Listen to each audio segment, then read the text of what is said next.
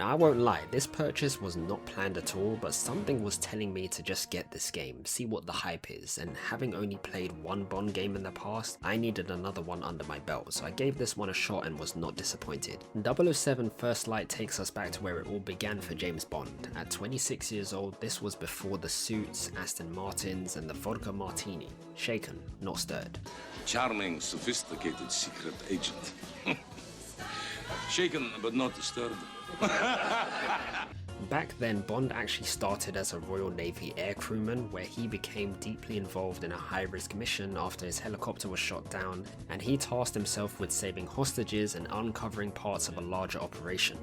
These efforts were recognized by MI6 and they recruited him to participate in weeks of intense training under the eyes of a somewhat reluctant mentor, Greenway, but alongside some soon-to-be friends, Lennox, Cressida, Moneypenny and Q, where some of which were considered acquaintances at the start, to be honest. A few characters tend to maintain professionalism by restricting the idea of friendship. And of course the other 00s, you can't forget about those guys.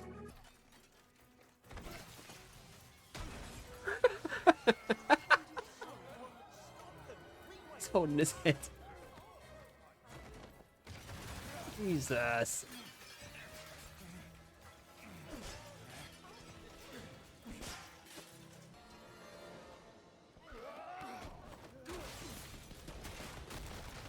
Oh my.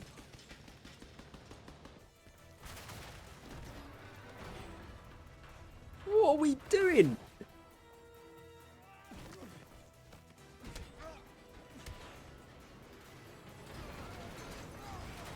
This has escalated way more than it needs to be. What surprised me though is the age changes in this game. From what I recall during Daniel Craig's run as Bond, Q was actually much younger and Bond was older. Whereas in First Light, Bond is much younger and Q is a lot older. I would argue it's probably done this way since James is starting out. He needs quite a few mentors in his corner to advise him steer in the right direction, and to stop him from doing anything rash. Don't be rash. A whole bunch of other unique personalities will make their way into the picture, creating a highly action-packed and well-choreographed set of missions. There are 16 chapters in total, and the first mission of course will show you the basics: traversal, stealth, taking down enemies, etc. And once you hit training, those skills become more solidified, refined, combat specialist ready, as you train with and against your own squad, which soon diverts to full test simulations where everything you've learned is put to the test essentially. Your timing, takedowns, your strategy, or your cunning. You do get to take one of the Aston Martins for a spin too, which is great, and from then on you're let loose into the wild to begin your new life as a fully qualified member of MI6. The main goal was to track down a rogue agent, 009, who had gone ghost as it was believed he was in possession of some highly sensitive intel. MI6 wanted him captured before he could reveal or sell this info. However, as you progress through the story, it turns out there is a lot more to this problem than just 009. There's a whole underworld of villains that play a part in this, and this is where Bond's challenges get tougher. Nicholas and Damian Webb, Borma, Miss Roth, and the Murto twins will all start causing problems for him. Based on that though, I thought the pacing was good. I think you'll find the story picks up fairly quickly at one point, which is a bit of an eye-opener but necessary to get the ball rolling on how all the dots connect in the story, so to speak. The game took me about 16 or 17 hours to beat, which is decently long, you know, compared to the average 8 to 10 hour games you get. Each mission felt like its own mini movie. It took me anywhere between 35 minutes, 40 minutes to an hour to get through most of them, but the good thing was autosave was quite frequent, and you'd have anywhere between 5 to 8 checkpoint saves per level. You could pretty much tell it was a good time to stop as well, usually after big encounters or cutscenes, etc. So if you're a busy person, I wouldn't worry too much about finding a suitable place to stop. You know, the autosave will put you in a good position 9 times out of 10. Some missions gave you multiple options to complete your objective. It wasn't just go from A to B sometimes, it would be a case of, in order to complete objective F, you have a choice of path A, B, C or D, which adds to mission replayability to see what the outcome would have been had you taken a different path. Performance wise, I think it was okay. I kept my game on performance mode throughout, you know, graphics have never really bothered me too much, so as long as the game runs, I'm chilling. The game still looked good on performance, but I did test quality mode for a bit and the game ran okay at a reduced FPS. It was all around manageable, but I only kept this on for a mission or two. The driving was cool. It takes you back to the old Bond games like Bloodstone and Nightfire where you could drive the Aston Martin. Not really any realism, more of an arcadey style of driving. You know, they teach you the basics at the start of the game during your training arc.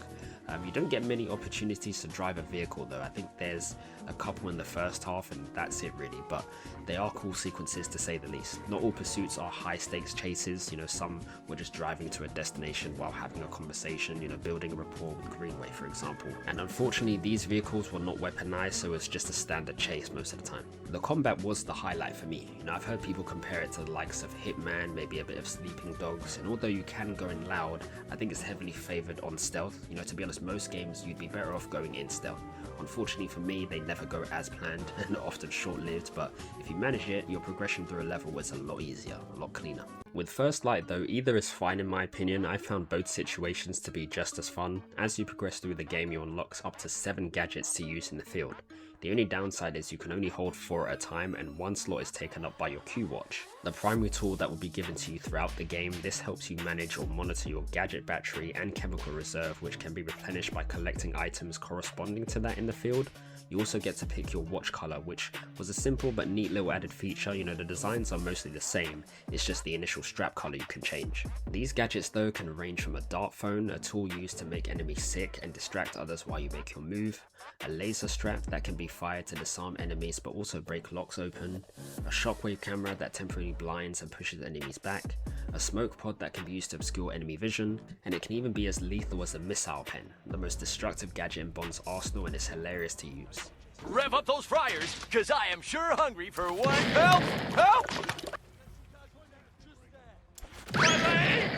But I think the thing that I liked the most is some items had multiple uses. It wasn't just used for an enemy distraction or causing damage. Some would be used to gain access to certain areas as well, so the added versatility was a nice bonus. And I think it blends in well with the hand-to-hand combat and shooting gameplay. Playing as Bond, you'll find your missions will be situated in London, Malta, Vietnam, Iceland, Antarctica, where you'll be tailing targets in nightclubs, stealthing your way through corporate facilities, going on an all-out gunfight in a ship graveyard, or doing some social engineering in an outdoor hotel. And when things got dicey, this was your chance to use everything at your disposal. The long range weaponry you get is very limited, ammunition caps out at 1 additional mag and that's it.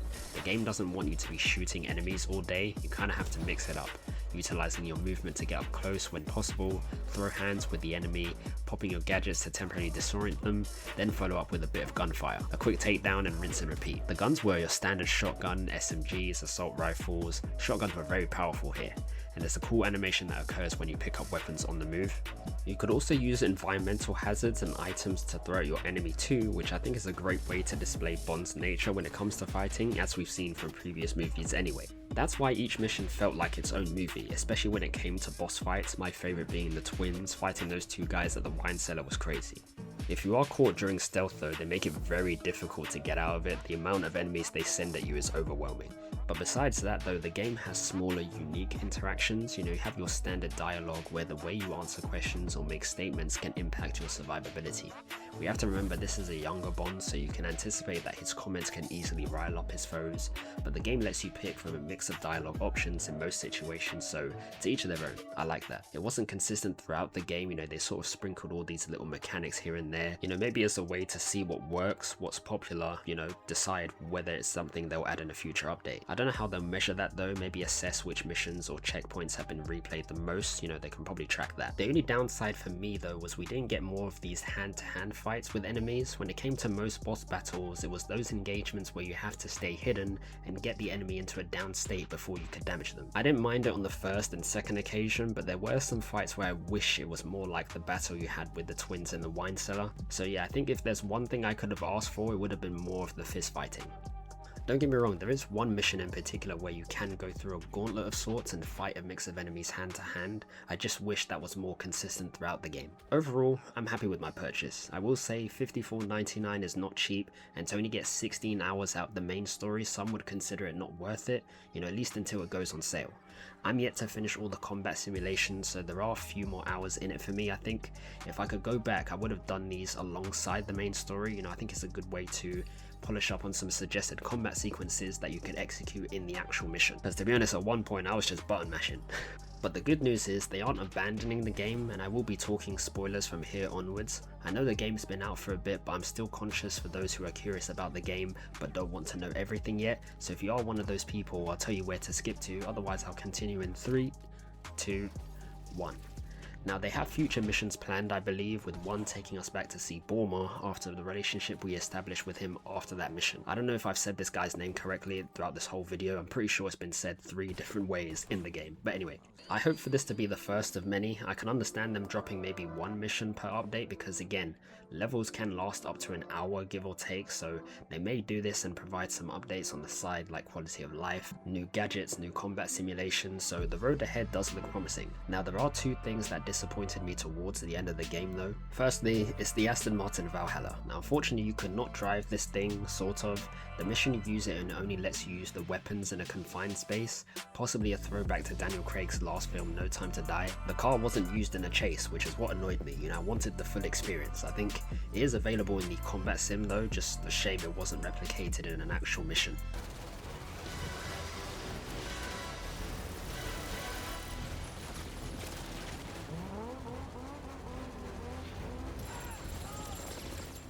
And secondly is the final boss fight. Now I was playing this on normal and almost crashed out. The part where you had to navigate and reconfigure the turrets to make them your ally, I repeated this section so many times. The amount of damage you take is ridiculous. Fighting Damien the first time was one thing because again, his fight was more so avoiding him and using the environment to incapacitate him rather than straight hands. Kinda like in Batman the Arkham series, I can't remember which game specifically, but the boss fight with Mr. Freeze, it felt like that. The second time was more of the same because he was in a mech suit of sorts, and to be honest at one point it felt a bit underwhelming having to fight him like that. I think there were some quick time events which helped, but I wanted to be able to use more of the hand-to-hand techniques. I know I've repeated this so many times throughout this video, but it just feels like the game is built around that, and I just think it should have been executed more, especially for these battles. It's not COD where you're just blitzing down enemies all day. They designed it in a way where you can't cheese it like that. You have to use your gadgets, you have to use your fists sometimes, and that route felt neglected at the end, but oh well. Hopefully in the added DLC in the future they'll incorporate more of that. It was still great fun playing Bond like this. The developers did a good job in my opinion.